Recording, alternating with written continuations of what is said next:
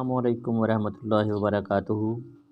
Lecturer Urdu test number 40 تیار کردہ حکیم محمد وسیم اکرم۔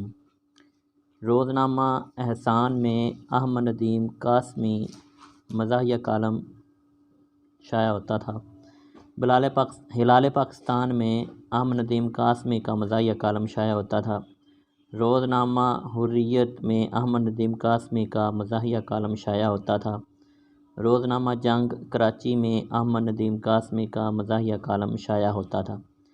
حقیقت پسندانہ انداز تحریر احمد ندیم قاسمی کی طرز تحریر کی خصوصیت ہے۔ شعریت و رومانیت احمد ندیم قاسمی کے طرز تحریر کی خصوصیت ہے۔ افادیت و مقصدیت احمد ندیم قاسمی کے طرز تحریر کی خصوصیت ہے۔ خلوص و صداقت احمد ندیم قاسمی کے طرز تحریر کی خصوصیت ہے۔ دیہاتی زندگی کی عکاسی احمد ندیم قاسمی کے طرز تحریر کی خصوصیت ہے۔ مطالعہ و مشاہدہ احمد ندیم قاسمی کے طرز تحریر کی خصوصیت ہے۔ صحافت نگاری احمد ندیم قاسمی کے طرز تحریر کی خصوصیت ہے۔ لطیف طنز و مزاح احمد ندیم قاسمی کے طرز تحریر کی خصوصیت ہے۔ سادگی و بے ساختگی احمد ندیم قاسمی کے طرز تحریر کی خصوصیت ہے۔ زبان و بیان احمد ندیم قاسمی کے طرز تحریر کی خصوصیت ہے۔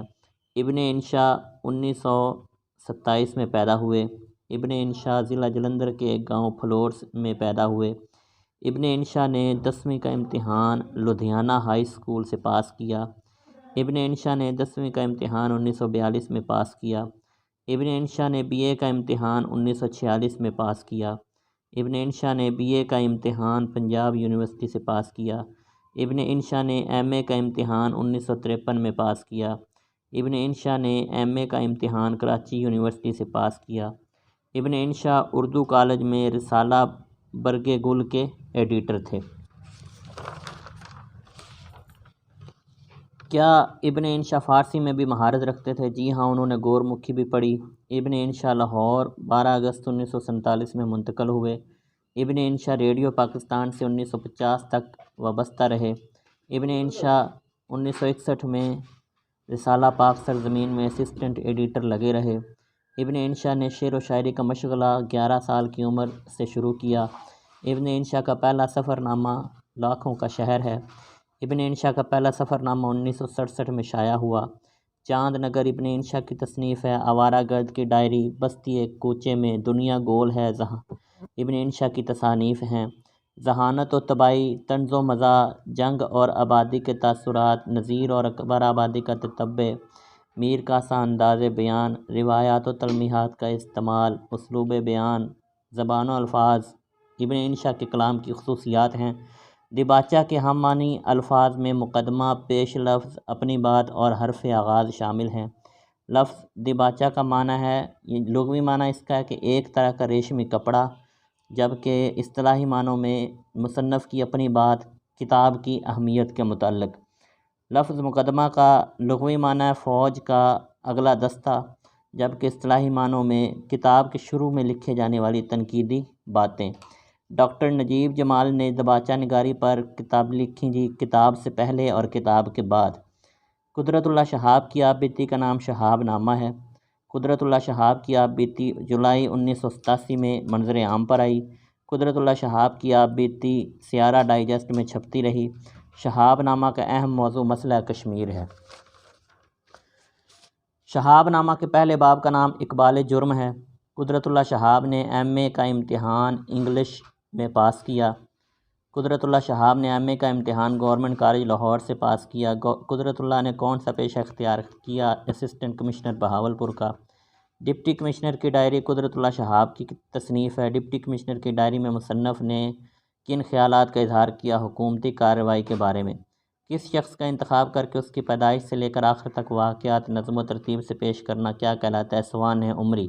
قدرت اللہ شہاب کا پسندیدہ موضوع بیوروکریسی۔ ناول جانگلوس شوکت صدیقی کا ہے۔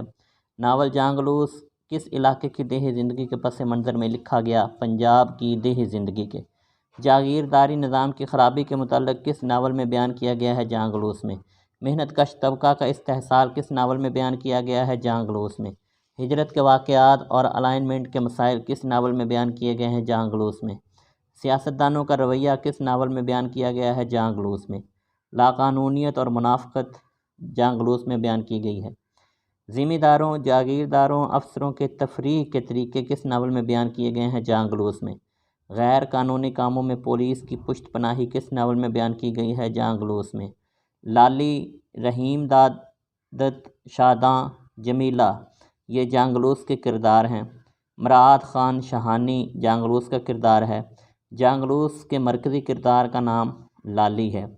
ابن بطوطہ کے تعاقب میں ابن انشا کا سفر نامہ ہے۔ ابن بطوطہ کے تعاقب میں اپریل 1947 میں منظر عام پر آیا۔ ابن بطوطہ کے تعاقب میں سب سے پہلے یہ سفر نامہ کس اخبار میں چھپتا رہا؟ روزنامہ حریت، کراچی میں۔ ابن انشا کے چوتھے اور آخری سفر نامے کا نام لکھیں ابن بطوطہ کے تعاقب میں۔ سوال نمبر 79، کنجری کس کا افسانہ ہے؟ احمد ندیم قاسمی کا۔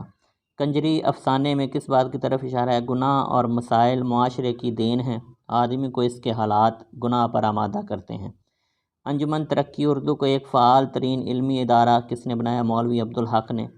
مولوی عبدالحق نے انجمن ترقی اردو کے تحت لسانیات اور لغت جدید پر کتنی کتابیں لکھیں؟ 200 سے زائد۔